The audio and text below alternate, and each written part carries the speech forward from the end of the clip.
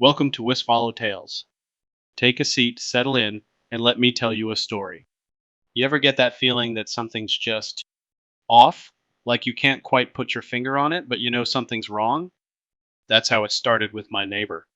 At first, I thought he was just a bit odd, but the more I watched, the more I realized there was something else going on. Something dangerous. I should have kept my distance, but I couldn't help myself. And now, I wish I'd never looked closer. I think my neighbor might be a werewolf. I know how that sounds. Believe me, I've gone over it 1,000 times in my head, trying to convince myself I'm just being paranoid. But after what I've seen, after what's happened, I don't think I'm wrong. It started about 6 months ago when he moved in next door. At first, I didn't pay much attention. He kept to himself, and I wasn't exactly the type to bring over a casserole and introduce myself. But then weird things started happening, little things at first. Scratches on the side of my house, strange noises late at night, growling, that sort of thing. I figured it was just animals, maybe raccoons or something. But then I started seeing him, my new neighbor. I think his name was Josh. He was always out at odd hours. Early mornings, late at night, he'd disappear for days, then come back looking rough, like he hadn't slept in weeks. He'd always avoid eye contact, mumble something under his breath, and rush inside. One night, I was taking out the trash when I heard something in his yard. It was late, probably around midnight, and the sound made my skin crawl. It wasn't just rustling or footsteps, it was this low, guttural growl like something was stalking just beyond the fence. I peered over the edge of my yard, and there he was, standing in the shadows, his back to me. He wasn't wearing a shirt, and his skin looked different. It was pale, stretched too tight over his muscles, and there were deep scratches across his back like he'd been in a fight. His breathing was heavy, almost like he was growling, and for a second I swear I saw something glint in the moonlight. Claws, maybe? I shook my head, telling myself I was seeing things. But when he turned around, his eyes, they weren't normal. They were glowing, like a wolf's eyes reflecting in the dark. I froze, my heart pounding in my chest. Josh didn't seem to notice me standing there, but I couldn't shake the feeling that he knew I was watching. His eyes scanned the yard, his head moving in sharp, deliberate motions, almost like he was sniffing the air. I took a step back, my foot crunching on some gravel, and that's when he moved. In an instant, he darted toward his house, faster than I thought was humanly possible. One moment he was in the yard, the next, the door to his house slammed shut behind him. I stood there for a few minutes, trying to process what I had just seen. Every part of me wanted to believe it was just my imagination, but deep down, I knew something was off. The next morning, I couldn't shake the image of Josh's glowing eyes. I was jumpy, watching his house from my window every time I passed by. He didn't come out all day. It wasn't until late that night, just as I was about to go to bed, that I heard it again. The growling. This time it was louder, closer, almost like it was coming from my own backyard. My stomach twisted as I grabbed a flashlight and headed for the door. My rational mind was screaming at me to stay inside, to lock the door and forget about it, but my curiosity got the better of me. I stepped out into the cool night air, my flashlight beam cutting through the darkness. The growling had stopped, replaced by the sound of something or someone, breathing heavily just on the other side of the fence. Slowly, I approached the edge of my yard, shining the light over the fence and into Josh's yard. That's when I saw him. Josh was crouched low to the ground, his body hunched over like he was in pain.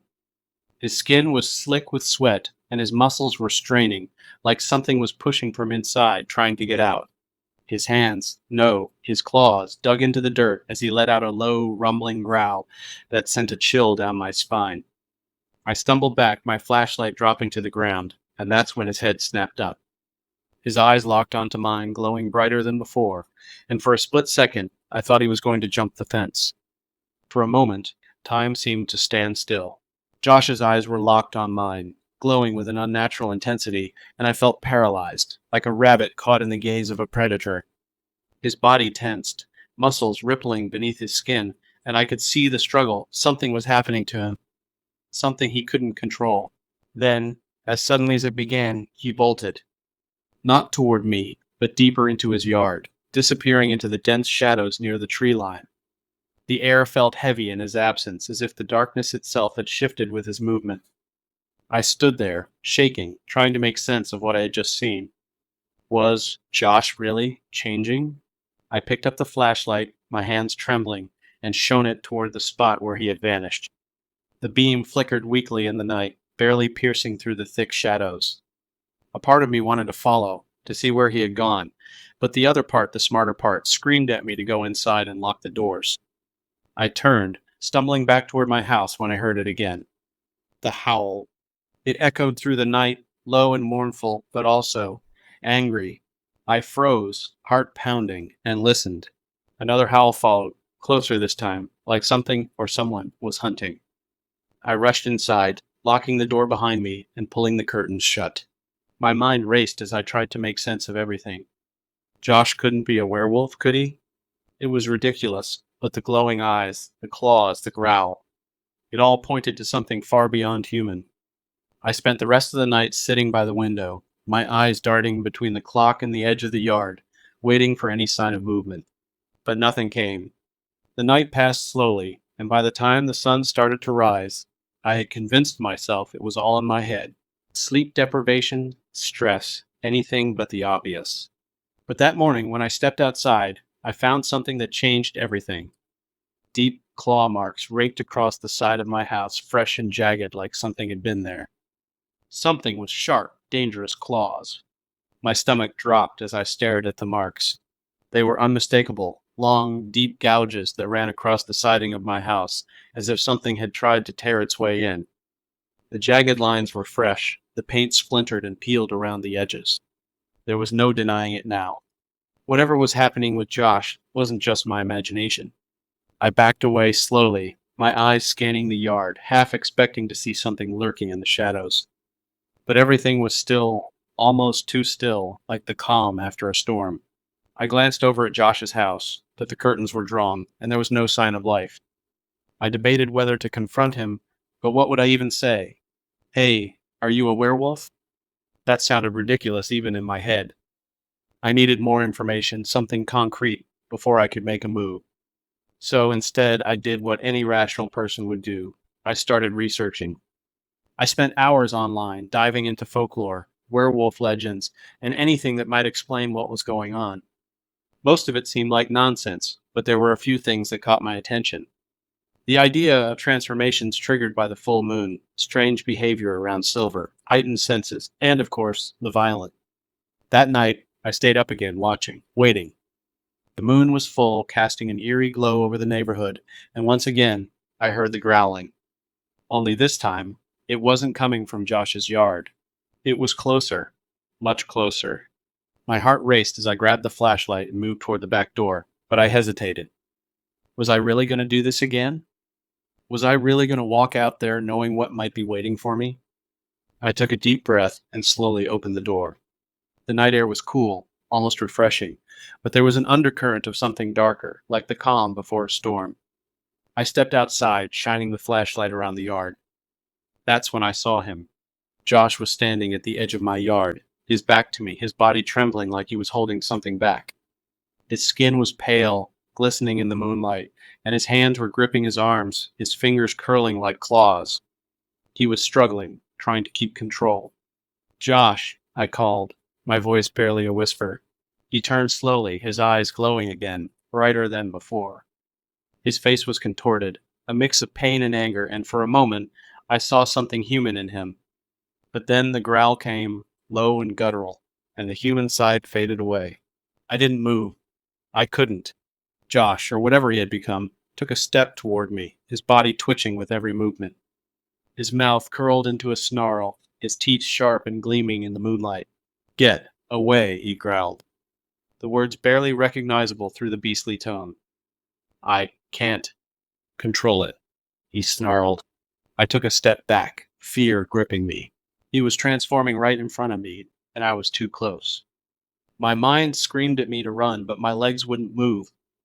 I was frozen, watching as Josh's body twisted and contorted, his bones cracking and reshaping under his skin. His eyes, glowing in the moonlight, never left mine. The last shred of humanity in him seemed to fade with each painful breath he took. Josh, you don't have to do this, I whispered, unsure if I was trying to reason with him or myself. but it was too late.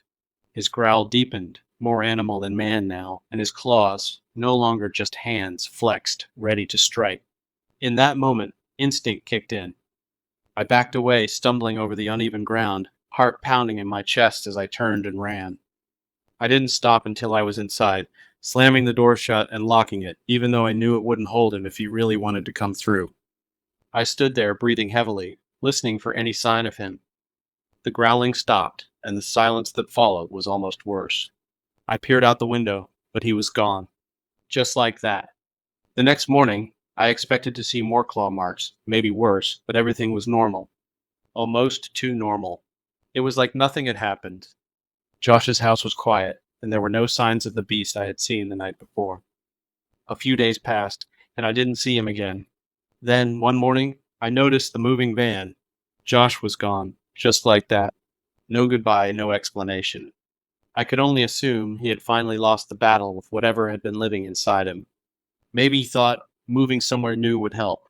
I asked around and heard he had moved somewhere up north. At first, I was relieved.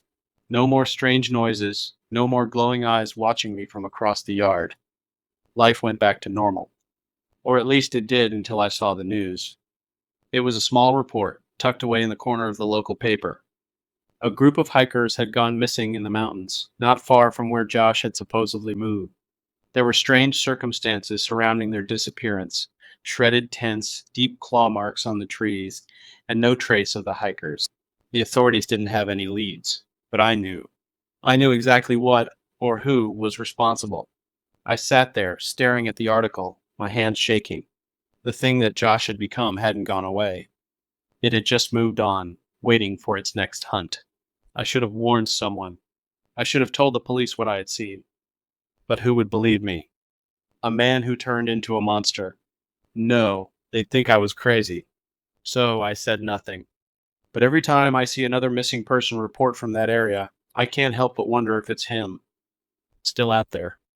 Still hunting. Thanks for listening to WispHollow Tales. If this story sent a chill down your spine, don't forget to like, share, and subscribe for more eerie tales. And remember, sometimes it's better not to know what's lurking next door. Until next time, stay safe and keep your eyes open.